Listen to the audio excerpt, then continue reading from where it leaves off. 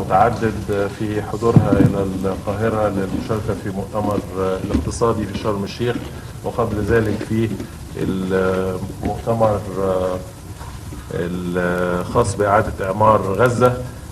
واتسمت لقاءاتنا السابقة بأنها كانت لقاءات إيجابية تناولت أبعاد العلاقة الثنائية بين مصر والاتحاد الأوربي والعمل المشترك على تدعيم هذه العلاقة وإعادتها إلى مسارها الطبيعي الذي كان محل فائدة للجانبين مصر والاتحاد الأوروبي. هذه علاقة ممتدة أدت إلى تحقيق عدد من أولويات مصر التنموية، ونأمل أن تستمر هذه العلاقة في النمو بما يؤدي إلى فائدة لكلا الطرفين. We would like first to welcome Ms. Federica Mogherini for her presence with us, and we have had many meetings with her since she took her post here in the EU, and she has also attended the conference, the economic conference in Sharm el-Sheikh, and many other conferences, and we met in many instances, and we resumed very good relations with the EU since then. As well as the Gaza conference. That I got.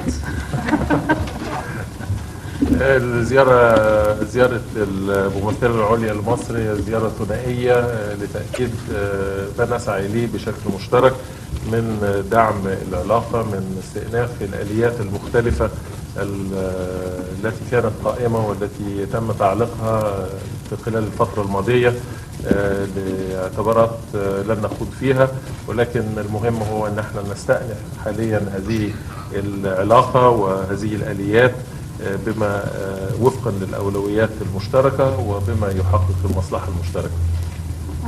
This visit is a bilateral visit in which we have resumed our relations, which have been suspended for a while. We are not going to tackle the reasons behind that, but we are now working on the mechanisms and the tools to resume very good relations. الممثلة العليا وجهت لي دعوة للقيام بزيارة رسمية إلى بروكسل، وأعتزم أن ألبي هذه الدعوة الكريمة في فرصة قريبة قادمة.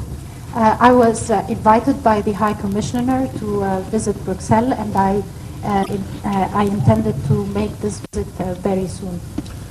خلال مباحثاتنا تناولنا بإسهاب بالإضافة إلى العلاقات الثنائية بين مصر والاتحاد الأوروبي والمفوضية، تناولنا مجمل القضايا الإقليمية ذات الاهتمام المشترك في مقدمتها ليبيا، وطبعا اتفاق الصخيرات والتوجه لاعتماد هذا الاتفاق والمداولات مستوى مجلس النواب الليبي في هذا الشأن.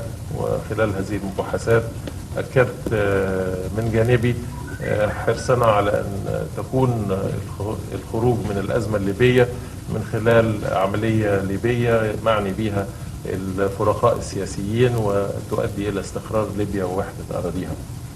We discussed many of the regional issues, including Libya, and one of the most important issues is Sukhayrat, which we intend to work on very closely, and we want to have the decision made by all the parties to the conflict. فتشكيل حكومة الوحدة الوطنية هي أولوية في الوقت الراهن حتى تستطيع الحكومة الوحدة الوطنية الليبية أن تواجه التحديات العديدة، سواء في توفير الأمن والاستقرار والخدمات للشعب الليبي، ولكن أيضا لمقاومة ظاهرة الإرهاب التي انتشرت في ليبيا. The national government will only be the guarantee to security and stability in Libya, and not only that, but also to combat the phenomenon of terrorism in the region. تناولنا أيضا الأزمة في سوريا. شاركنا في الاجتماع الذي عقد في فيينا مؤخرا يوم الجمعة الماضية،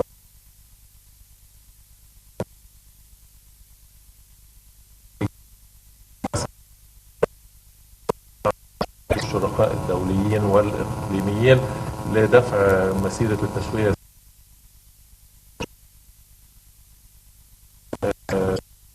الشعب السوري من المعاناة التي تعرض لها عبر ال4 سنوات الماضية. the conference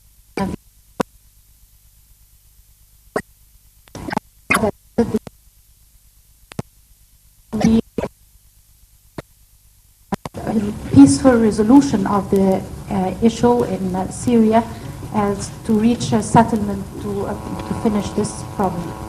كذلك تطرقنا إلى التحضير لمؤتمر بالاتحاد حول الهجرة، ونستمر في العمل. عقد بشرم الشيخ مؤخرا اجتماع تنسيقي للتحضير لقمة بالاتحاد حول الهجرة، وسوف نستمر في العمل مع المفوضية ومع الشركاء الأوروبيين لأن يخرج هذا الاجتماع بنجاح، وأن يسهم في حل مشكلة الهجرة التي تواجهها المنطقة وتواجهها الدول المتوسطية. We also discussed the Valletta meeting, which is going to be carried out to discuss the migration, the illegal migration issue, and we will work closely with the High Representative to settle this issue of illegal migration.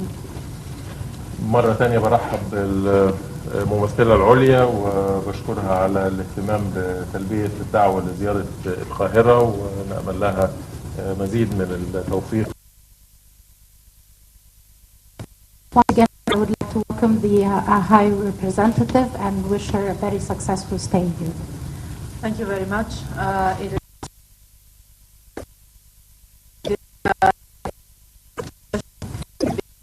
an official bilateral visit. We meet very often. Actually, we met just 3 days ago in Vienna in international multilateral occasions.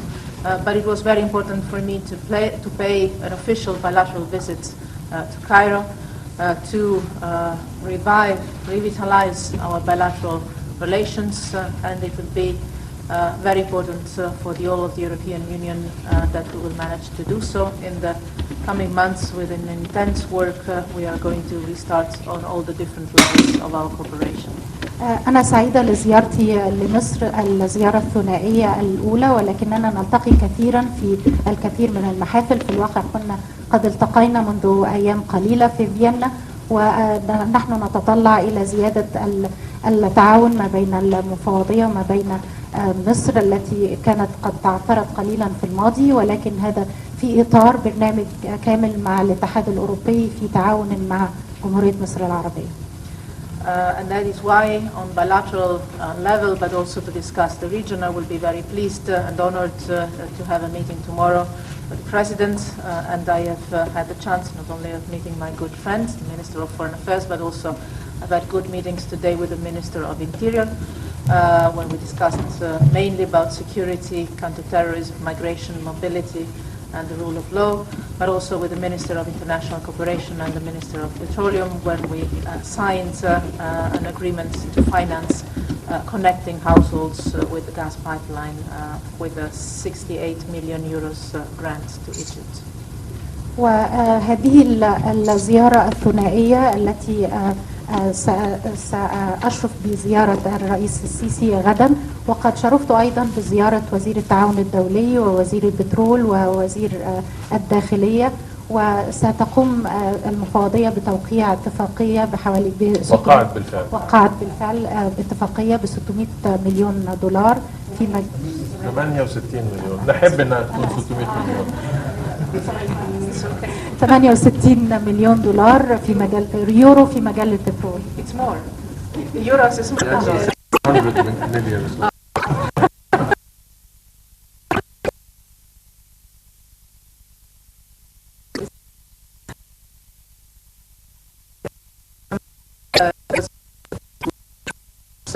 The many common issues we have on top of our respective agendas, but I started and I want to state it publicly by congratulating him personally for his work and Egypt in general for the good results on the seat in the UN Security Council.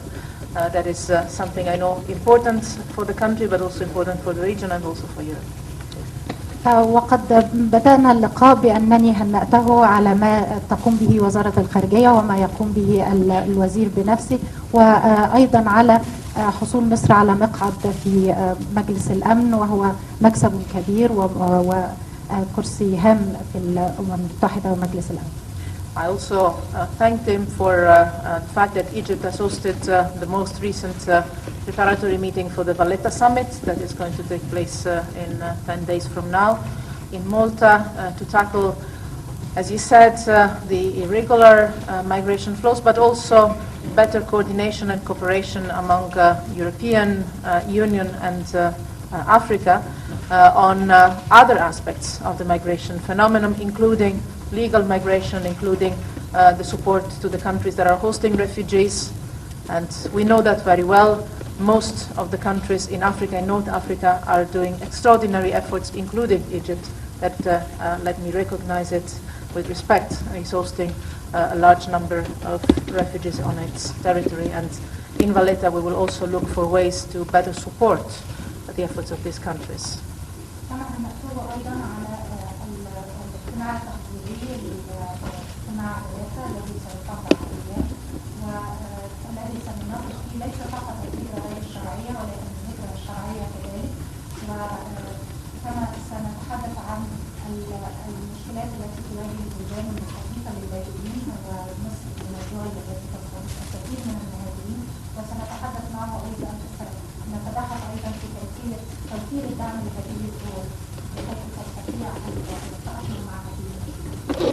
Coming to our region, and when I say our region, is because I mean it. We share a dangerous area of the world, a dangerous sea. The sea in itself is not dangerous. Human activities around it are quite so. We tackle the three main issues the minister described. Libya, on both our agendas, the common work we do there to try to ensure that the different Libyan parties take the responsibility to unite in a national unity government, and the respective support that we can give to a national unity government in the moment it is formed. كما تبحثنا أيضا في المشكلات المشتركة على جداول أعمالنا، وأولها هو مشكلة ليبيا، وكيف أن حكومة الوحدة الوطنية التي ستعمل على إنهاء المشكلة في ليبيا، وهذا ما سنعمل عليه سويا في الاجتماعات المقبلة. We have discussed our common work also to solve the conflict between Israelis and Palestinians. We normally refer to process. We are now in a moment where there is still a Middle East, but a complete lack of peace process and peace perspectives, and we are both very much and commonly engaged in trying to, first of all, stop violences on the ground and give a political horizon, first of all, to the Palestinian people for the creation of a Palestinian state able to live side by side in peace and security to the Israeli one. كما تحدثنا أيضا عن جهودنا في المشكلة بين الإسرائيليين والفلسطينيين، ودائما ما نشير إلى هذه القضية بعملية السلام في الشرق الأوسط. فهناك شرق أوسط ولكن ليس هناك سلام، فنحن نحاول أن نحقق هذا على الأرض بأن نحاول أولا وقف العنف الذي يجري هناك، ثم بعد ذلك أن نحاول تمكين الفلسطينيين من حكومتهم إنشاؤها وتقوية دعائمها. And I would like to thank the Minister and Egypt for their strong commitment to this file. We, as European Union, have insisted a lot in this last for, on one side, a revitalization of the Quartet initiative to bring peace in the Middle East, but also and especially to have involvement in the work of the Quartet of four key Arab players. First is Egypt, second Jordan, third Saudi Arabia, and fourth the Arab League. We believe that these four regional actors can play a very significant role to have a substantial peace process back in.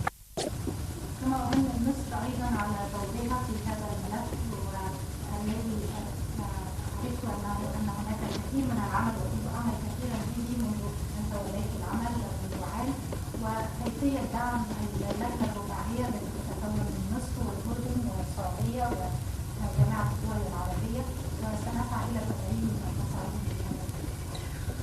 Last but not least, we also exchanged views and a little bit of plans on how to proceed on the common work crisis. We together took part in the meeting in Vienna.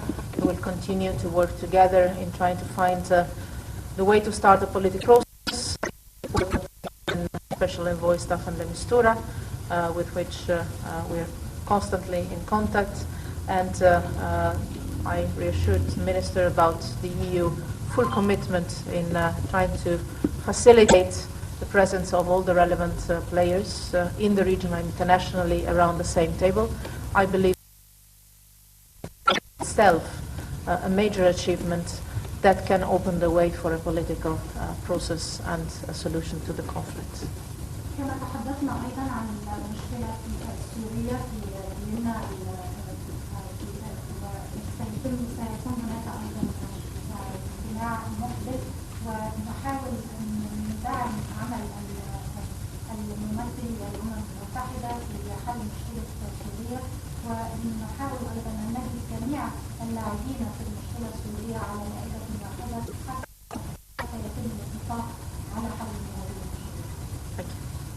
قبل الأسئلة بس أحب أن أؤكد من جانبي أنه إثارة القضية الفلسطينية وهي تعتبر سواء أو المنطقة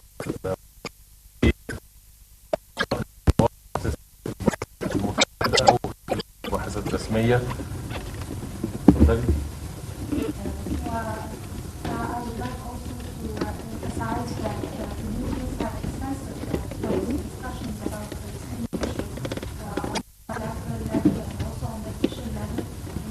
During our tete-a-tete and during the expanded negotiations.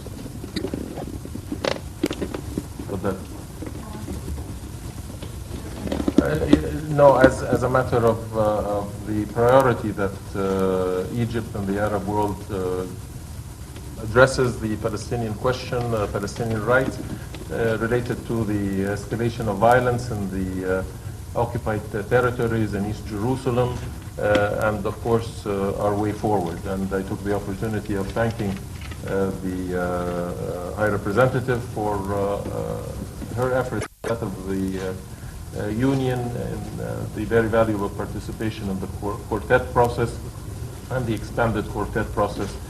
We feel that it is important that the European Union continues to play an active role to reach a two-state solution that will address the legitimate rights of the Palestinians and also the issues related to security of Israel. This is the international community's consensus related to the resolution of the conflict with the creation of a Palestinian state with East Jerusalem as its capital, and we are confident that greater involvement of the European Union, of the High Representative with this issue will result in a more productive way forward. So, thank you very much. Thank you.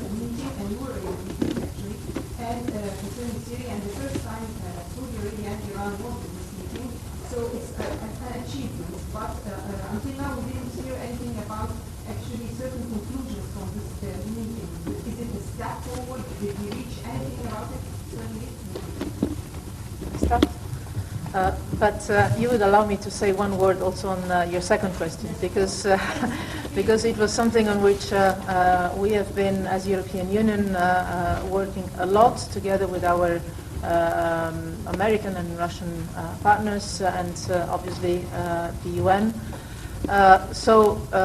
Something for which we have worked a lot, and something that we consider extremely helpful and useful. The fact that finally we have different regional players around the same table. The final statements we all shared after a complex, as a journalist would describe it, frank, open and constructive process of 8 hours is substantial. It is not the solution to the war. You would not expect a meeting of 8 hours to solve a war of 4 years and a half, but a substantial first step that can open the way for a real political process that can bring the solution. This is the European assessment of the results we had on Friday in Vienna. On Libya, let me say that the European position, and I think we are together in this, is that first of all it's in the hands of the Libyans to take responsibility and decisions for the future of their country, and that this is the moment for them to unite. All the forces that are ready to take responsibility for a country that can start again to be rebuilt. Libya is full of resources, natural resources, human resources, that has a crucial geographical strategic position, relevant for Europe, relevant for Egypt, relevant for many other countries in the region. And the international community and the regional community, all the neighbors of Libya, are now passing the same message, that the deal that is on the table, that is the process, that is the result of a process that the Libyan have animated and have managed to shape, is now on the table for endorsement of the relevant parties. And it is now their responsibility not to miss this opportunity. And then the regional and international community will be there to support in partnership. I don't see regional differences in this. I don't see international differences in this. Obviously, different players can have different perspectives, but I see a regional and international unity in encouraging the different Libyan parties in this moment to unite, to fight terrorism, to give peace and security to the Libyan people that deserve it. And let me say one final word. The European Union has supported in many different ways this process. One of this has been through the municipalities and the mayors of Libya. Those that are first-hand contact with the Libyans. Not the Libyans that are involved in political processes, but the ordinary citizens. And what has always impressed me a lot is that the mayors of the cities and the municipalities are the first ones to tell us, our people are tired. Our people deserve to live a normal life, finally. And I believe that we are all united in this, to ask the Libyan relevant players, all of them, all those that are willing to engage in a democratic process in Libya, take responsibility, unite forces against terrorism, and guarantee to the Libyan people a normal life out of war. فيما يتعلق بموضوع الاجتماع الذي عقد في فيينا يوم الجمعة الماضي، فنتفق مع كل ما تفضلت به الممثلة العليا من تقييم المستند الذي صدر عن الاجتماع وما تضمنه من ثوابت مرتبطة باستقرار سوريا، من وحدة الأراضي السورية، من اعتماد المسار السياسي، كلها نتائج إيجابية يجب البناء عليها، ولكن الحضور على هذا المستوى من وزراء الخارجية للدول الفاعلة، الدول الخمسة دائمة العضوية، زائد الدول الإقليمية المؤثرة، ينبئ بانخراط دولي كثيف وإن شاء الله فاعل لإخراج الأزمة السورية من الوضع الحالي وإعفاء الشعب السوري من استمرار المعاناة.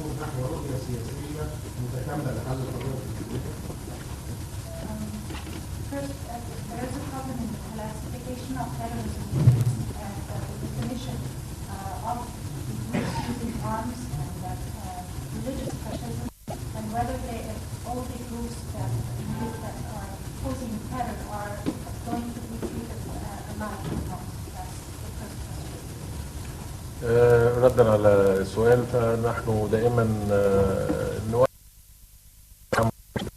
بشكل مع كافة التنظيمات الإرهابية بغض النظر عن مسماها، لأنها كلها تنتهج نفس الفكر الأيديولوجي، كلها قائمة على نفس المنهج في الترويع، في استخدام العنف لتحقيق مصالح سياسية لهذا الفكر من خلال طرح مغلوط للدين الإسلامي الحنيف. فنتوقع أن كافة دول العالم تتضافر في مقاومة هذه الظاهرة، وإذا لم يتم التوافق على التعامل بشكل شامل مع كافة المنظمات الإرهابية فسوف تظل تحقق إنجازات تكون المهمة للمجتمع الدولي.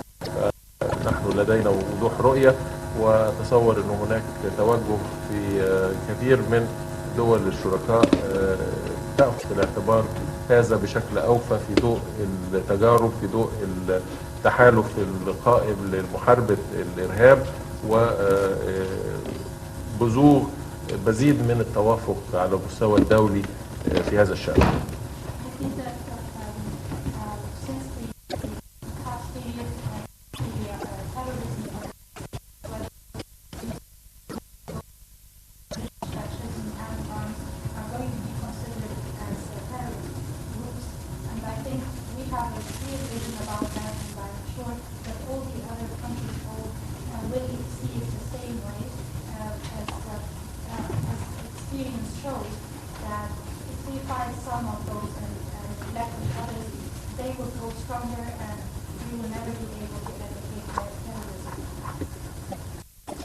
I understand that the second part of the question, I understand not because I understand well Arabic, my knowledge of Arabic is very poor, unfortunately, but I got the question translated. I believe that, not only I believe personally, but this is the official European Union position, we need to make sure that violence in the Middle East stops as soon as possible, not only because this is a very old conflict that could find a solution, but also because today the situation in Jerusalem, in the West Bank, in Gaza is much more dangerous than it used to be for the surrounding situation in the whole region and for the extremely sensitive status of the holy sites that very easily inflame not only the region but the entire world. So, and also my We are working very hardly, in a very committed way, as the Minister was recalling, with the parties and the international community and the region. In particular, I've had meetings with President Abbas and with Prime Minister Netanyahu in the last 10 days. I know President Abbas is planning to visit Cairo as well. We exchanged views on how to best protect the life of civilians and really give political horizon that is credible to the Palestinians for the creation of a Palestinian state that can live peacefully side by side to the Israeli one, and also give perspectives to the Israeli youth and people in terms of their own security. This is for Europe a #1 priority, even if the media attention sometimes turn away from this. Being the oldest conflict of the region, we tend to get used to conflicts we see for a long time. Still, we really believe that this is and can be potentially the source of a lot of radicalization and dangers in not only in the region but also in the rest of the world. And apart from that, it's a matter of finding the right way of settling a conflict that has lasted for too many decades. So, go ahead. 100,000 Israelis showed up to remember the murder of Prime Minister on Saturday night. I don't. I'm sorry, because I have. 100,000 appeared to commemorate the assassination of Prime Minister Rabin. And to demonstrate their support for a two-state solution. So we also know from public opinion polling that majorities on both sides support a two-state solution. Yet 20 years later, the political system in Israel and the political system in Palestine have failed to deliver it, as has the international system to move it forward.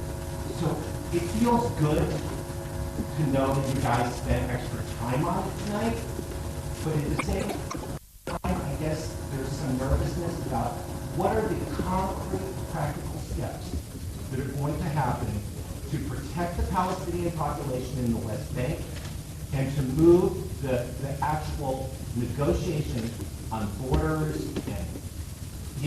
and government, whatever, security, to get this thing done after so much time. There is nothing that I can be very frank. And it's not extra time. It's not extra time, at least for the European Union, and I'm sure for Egypt. This is at the core of our international agenda. Sometimes I even feel a little bit of skepticism among your colleagues.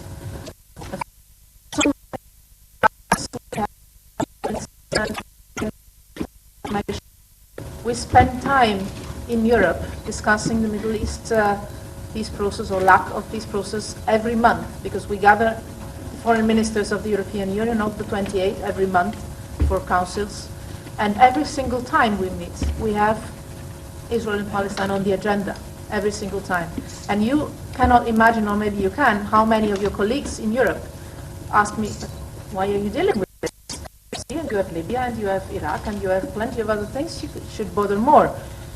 So not a spare time, activity, and nothing we feel good about it, if I can be very open, very frank. And there is also a generational feeling I can share with you, because my generation is the generation that was growing up with Oslo, and the belief that this can be solved and this can be done. And here we are 20 years after that, with nothing done. No state, no two states, and if we continue like this, we risk not having even one state. This is the message I'm passing to all in West Bank,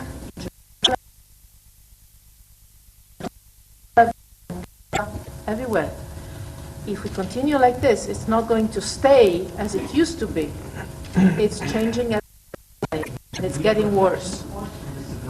What we are working on, and I've discussed also with journalists in my press conferences, both with at the end, or beginning of the end of my meetings with Prime Minister Netanyahu, and I've shared with Foreign Minister tonight, is the possibility of having concrete steps on the ground, not only in Gaza but also in West Bank and Jerusalem,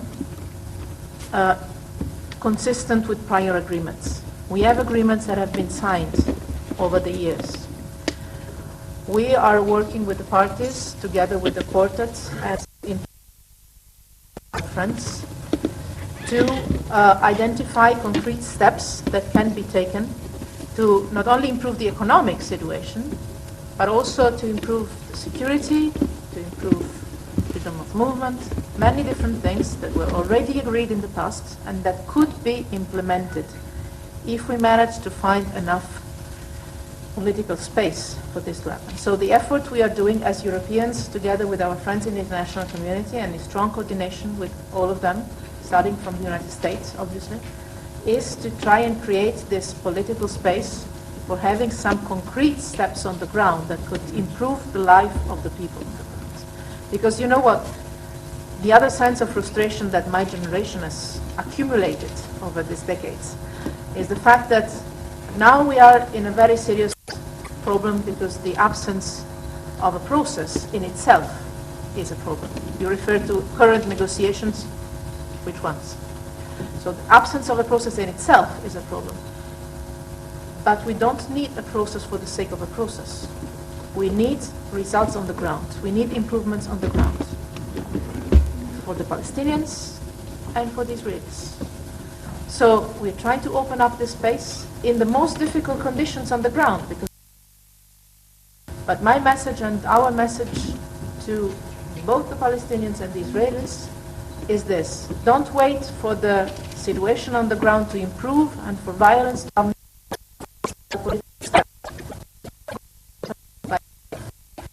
You need ground, concrete things, to give a political horizon to the people and decrease and stop violence. Obviously here it's a matter of leaderships taking responsibility, also to pass the right message to the public and to their people. To calm down, to cool down the rhetoric as well, and first of all to start from the status quo in the holy places. This is going to be key. I hope this